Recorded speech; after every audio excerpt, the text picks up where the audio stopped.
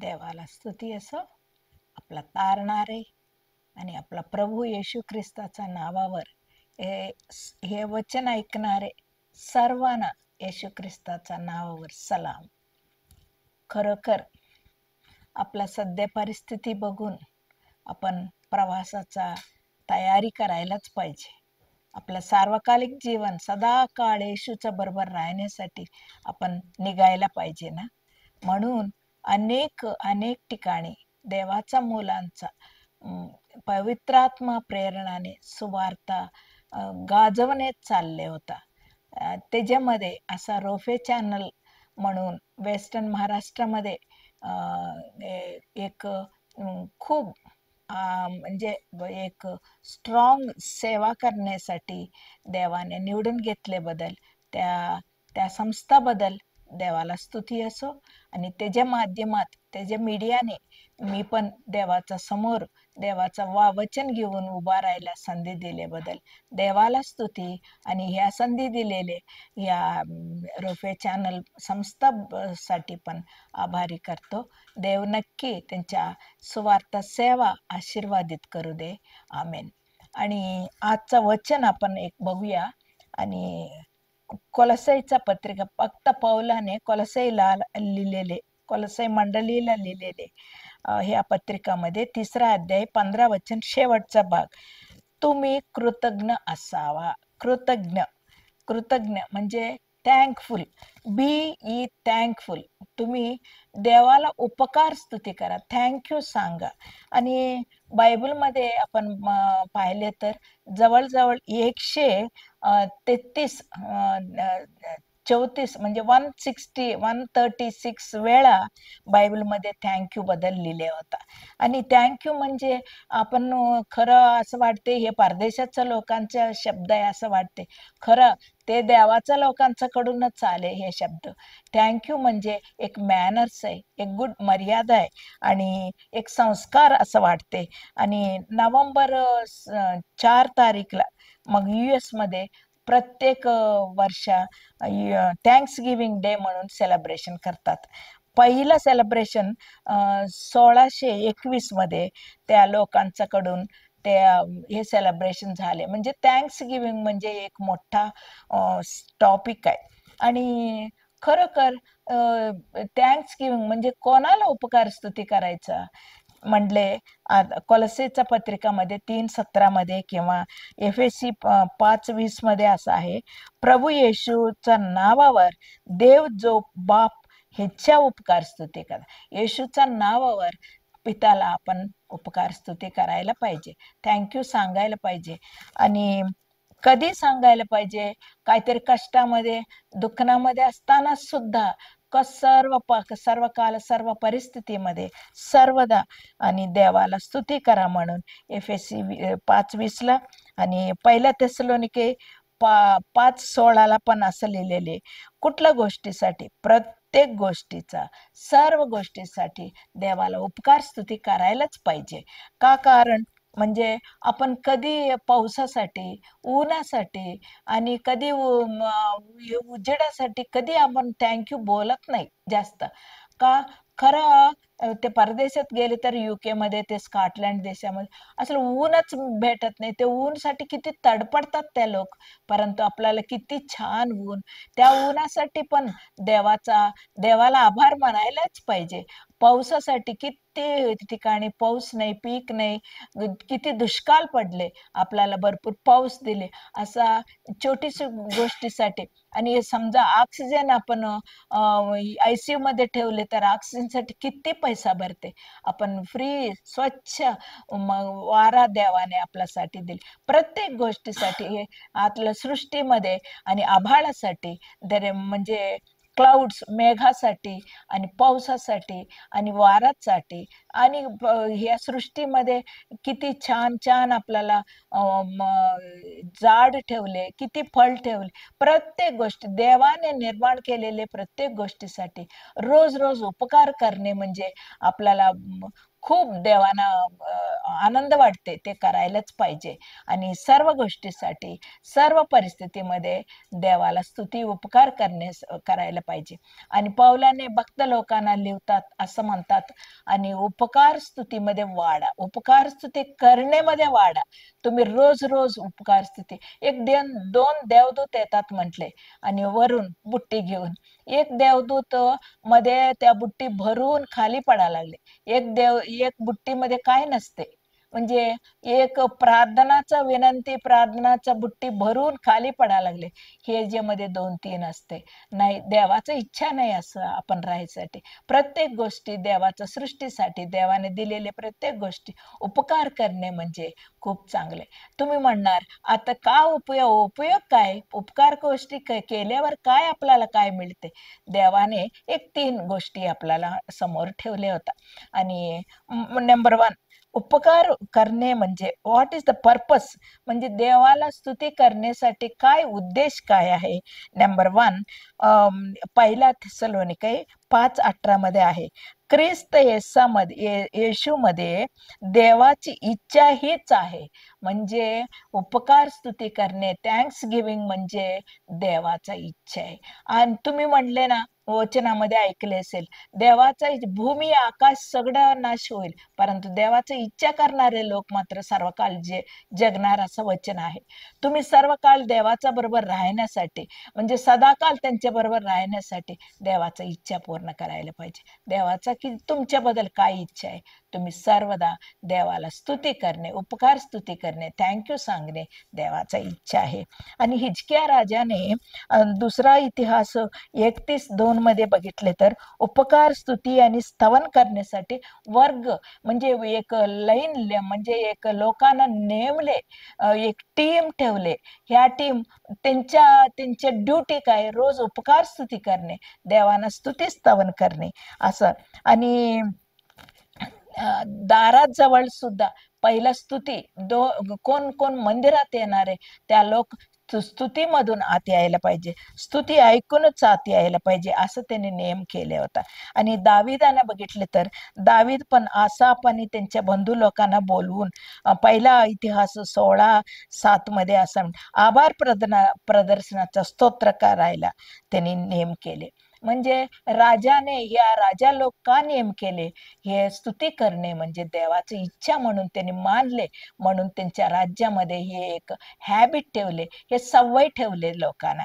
आणि मोशे म्हणतात लेवीच्या पुस्तकामध्ये 7:12-13 मध्ये असं म्हणतात, मोशे म्हणतात, उपकार स्तुतीने म्हणजे यज्ञ करणे, देवाला यज्ञ बली अर्पण करणे. उपकार स्तुती आपल्या जीवनामध्ये खरोखर पाहिजे. आणि प्रत्येक गोष्टीला, आपल्याला केलेले सर्व गोष्टीला उपकार करणे म्हणजे देवाचा इच्छा आहे. उपकार म्हणजे स्तुती करणे, देवाला थँक्यू बोलणे, प्रत्येक गोष्टीला करायलाच पाहिजे. आणि दुसऱ्या गोष्टी, देवाला म्हणजे उपकार थँक्स गिव्हिंग कसला पर्पस, म्हणजे दुसरा उद्देश काय? देवाचा महिमा गौरव होईल. पहिला गोष्टी, देवाचा इच्छा आहे उपकार करणे, उपकार स्तुती करणे देवाचा इच्छा आहे. दुसऱ्या गोष्टी, उपकार करणे म्हणजे देवाचा महिमा गौरव करणे. आणि तुम्हाला या गोष्टी माहिती असेल, लोक शुभवर्तमान 17:18 मध्ये असं लिहिले, आणि त्यांनी 10 कुष्ठरोगांना बरं केले. आणि सर्व जण आपल्या घरी बरं झाल्यावर, येशूच्या नावावर त्यांनी बरं झाले, त्या बरं झाल्यावर आनंदात घरी गेले, स्वस्थता. परंतु एक माणूस परत आले देवाकडे थँक्यू सांगायला. देव म्हणले, त्या देवाला महिमा गौरव करण्यासाठी तो हे 9 लोक कुठे गेले, तू एकटी आले म्हणले. बरोबर आहे, देवाला महिमा करणे, देवाकडून किती किती आशीर्वाद मिळवते, किती किती कृपा मिळवते. त्याच्यासाठी कधी आपण उपकार करण्यामध्ये सवय आहे का? उपकार करण्यामुळे तुम्हाला ताकद मिळते, देवाकडून ताकद मिळते, देवाला तुमच्यामुळे महिमा गौरव होते. आणि तुमच्या जीवनामध्ये देवाचा महिमा गौरव नसले तर काही उपयोग नाही, म्हणून उपकार करायला पाहिजे. आणि रोमा पत्रिकामध्ये 21:21 पण आहे, देव म्हणून गौरव नाही आणि उपकार स्तुती केले नाही. देवाला खूप वाईट वाटलं ह्या गोष्टी. मी देव आहे, मला नक्की त्याने उपकार स्तुती करायलाच पाहिजे. ते मला ह्या जगात जन्म दिले प्रभू म्हणून कधीतरी उपकार केले, उपकार स्तुती केले का आपण? थँक बोलले का देवाला? मला आई वडील दिले म्हणून बोलले का? मग एवढं मोठ्यापर्यंत आले, मी तरुण वयात मला देवाचा दर्शन झाले, देवाचं तारण झाले, ह्या गोष्टी तुम्ही उपकार स्तुती केले का? नाही केले तर आजपासून तुम्ही ठरवा, मी प्रत्येक गोष्टीला सारखं तुमचे पवित्र आत्मा सारखं तुमच्यामध्ये उपकार स्तुतीचा आत्मा ठेवेल. त्याच्यामुळे देवाचा गौरव होईल. असं गौरव करणे म्हणजे देवाला तुम्ही महिमा कर. देवाने पश्चाताप होणार नाही तुम्हाला पाचारण केले म्हणून. ह्या माझा मुला मी पाचारण केले, ते माझ्या गौरवासाठी माझ्या महिमासाठी जगते म्हणून देवाला आनंद वाटते. असं करूया. आणि तिसऱ्या गोष्टी, प्रत्येक उपकार स्तुती सहित प्रार्थना व विनंती करून आपला मागणी देवाला सांगा. फिलिप्पी पत्रिकामध्ये 4:6 मध्ये आहे, 6 मध्ये आहे. म्हणजे कुठल्याही गोष्टी मागायचं अगोदर तुम्ही उपकार स्तुती करा म्हणले. ही किती चांगल्या गोष्टी. आणि इस्रायल लोक मारा प्रदेशामध्ये आल्यावर देवाने एक टेस्ट केले आणि ते आल्यावर त्याच्या कडू पाणी मिळाले. पाणी पियाला होत नाही असं कडू पाणी मिळताना त्यांनी काय केले, कुरकुर करायला लागले. खरं म्हणजे 2.5 किलोमीटर पुढं एक 70 खजुराचं झाड आणि 12 चांगला पाणीचा झरा होता. फक्त 2.5 किलोमीटर पुढं. त्यांनी काय करायला पाहिजे होता त्यांच्या जीवनामध्ये? ह्या लोक प्रार्थना करायची, ह्या आपल्याला पाणी नाही, आपला इथं कडू पाणी भेटले, आपल्याला चांगलं पाणी पाहिजे असं देवाला मागायचं अगोदर त्यांनी उपकार स्तुती केले तर त्यांच्या चांगलं झाले असतील. आणि त्यांनी डोळा वरती करून मग असं बघून, देवा तुम्ही मला आता कडू पाणी आम्हाला मिळाले, नो प्रॉब्लेम, परंतु पाठीमाग आम्हाला तांबडा समुद्र विभागले आणि मोठा गुलामगिरीमध्ये असताना मिश्र देशाच्या लोकांपासून आम्हाला सोडवले. प्रभू तुम्हाला थँक्यू. आज कडू मिळाले तर पण नो प्रॉब्लेम, तुम्ही महत्कार्य करणारे, तुम्ही आश्चर्यकार्य करणारे देव म्हणून त्यांनी डोळावर करून स्तुती केले तर ते 2.5 किलोमीटर पुढे असलेले देवाचं दर्शन त्यांना मिळाले असतील. हो माझं प्रिय मुलांनो, तुम्ही असं करा. तुम्ही कुठलंही मागणं करायचं अगोदर पहिला तुम्ही विचारा, पहिल्याचा तुम्ही थँक्यू सांगा. प्रभू हा परिस्थितीमध्ये मला हे मदत केले, तेव्हा खूप अडचणात होता, मदत केली. हे 4-5 तुम्ही आठवण केले ना, लगेच तुम्हाला तुम्ही काय मागते त्या प्रार्थनामुळे तुम्हाला काय उत्तर मिळते पण तुम्हाला समजणार. आणि नक्की तुम्हाला उत्तर पण मिळेल, नक्की देवाचा आशीर्वाद पण तुम्हाला मिळेल. असं करायला पाहिजे. म्हणून पावलाने एक अधिपती समोर, फेलिक्स समोर आल्यावर त्यांनी काय म्हणतात, ओ फेलिक्स राजा, तुम्ही आम्हाला खूप छान केले. तुमच्या राज्यामध्ये लोक सगळं खूप समाधान अनुभव होतात. मग तुम्ही असं त्यांच्या समाधानाचा पॉझिटिव्ह पॉइंट सांगितल्यावर, त्यांनी केलेले पॉझिटिव्ह पॉइंट सांगितल्यावर पौलाने मागितलेले सर्व मागणी त्यांनी हे राईट मार्क केले. हो माझं प्रियानो, तुम्ही असं करायला शिका. तुम्ही कुठल्याही वस्तू, कुठल्याही गोष्टी मागायचं अगोदर पहिला पाठीमागचं थँक्यू सांगा. पाठीमाग मी मागितलं नाही प्रभू, मला दिले नाही का? पाठीमाग मी संकटात होता, मला सोडवले नाही का? पाठीमाग किती अशक्य गोष्टी माझ्या जीवनामध्ये होता, तो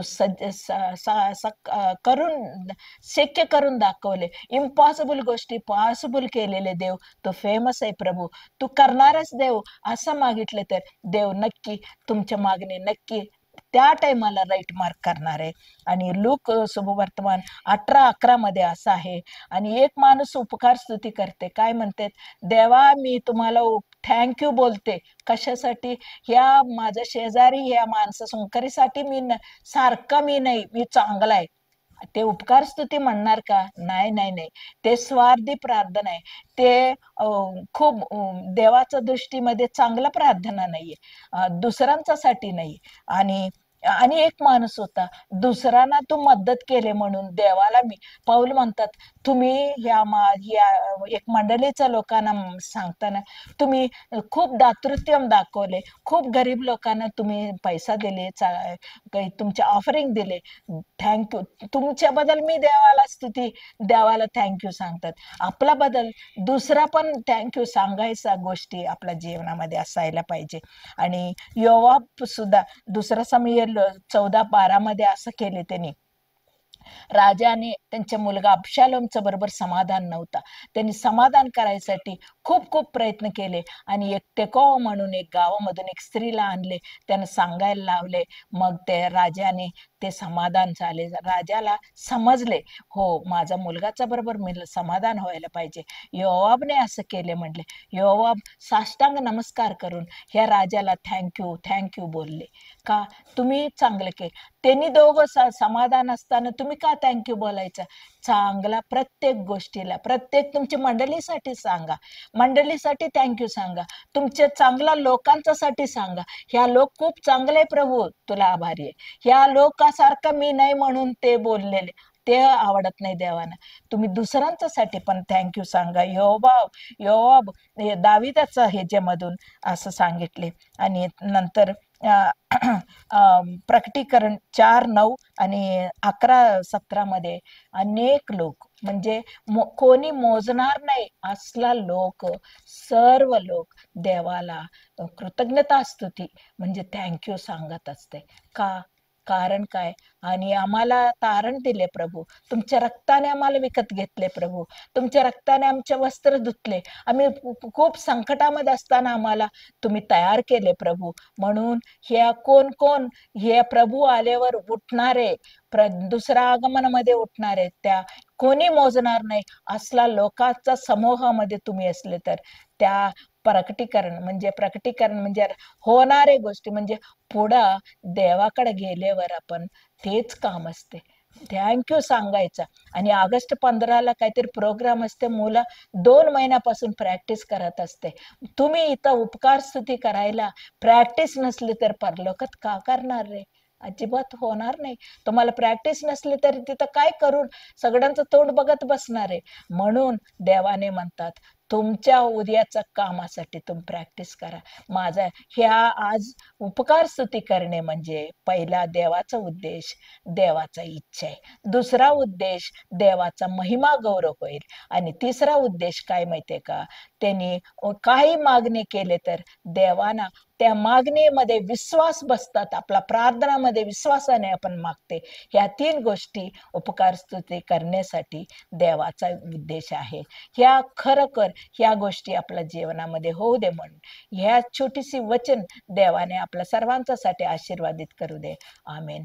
छोटीशी प्रार्थना करू. आमचे प्रेमाळू दयाळू देव बापा, या प्रभू हे वचन ऐकलेले सर्व आमच्या श्रोतांच्यासाठी प्रार्थना करते प्रभू.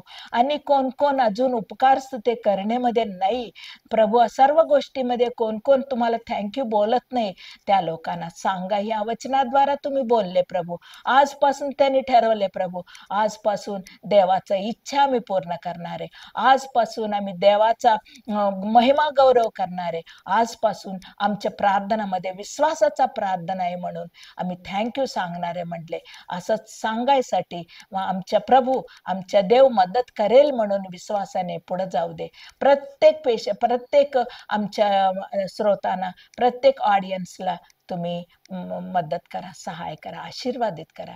ह्या वचनाद्वारा त्या जीवनामध्ये मोठा एक चेंज होऊ दे, रूपांतर होऊ दे, तुमच्या महिमा गौरवसाठी त्यांनी जगू दे म्हणून. असं हे छोटीशी प्रार्थना येशू ख्रिस्ताच्या नावावर सर्व प्रार्थना तुम्हाला समर्पण करते. प्रभू स्वीकार कर. आमेन, आमेन, आमेन.